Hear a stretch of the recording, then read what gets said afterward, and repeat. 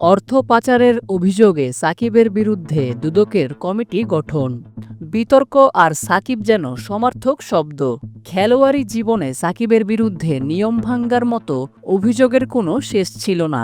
মাঠের বাইরেও অনেক বিতর্কে জড়িয়েছেন তিনি। তবে আওয়ামী লীগ সরকার পতনের পর থেকেই অনিয়ম ও দুর্নীতি তার সম্পৃক্ততার বিষয়গুলো উঠে আসছে আরও জোরালোভাবে। শেয়ার বাজার দুর্নীতি, বেআইনি জুয়া ও ক্যাসিনোয় নাম লেখানো, সোনা পাচার, কাকড়ার ব্যবসায় দুর্নীতি, ক্রিকেটর সংক্রান্ত দুর্নীতি, নির্বাচনী হলফনামায় নিজের সম্পত্তি লুকানো সহ অসংখ্য অভিযোগ আগেই ছিল সাকিবের বিরুদ্ধে।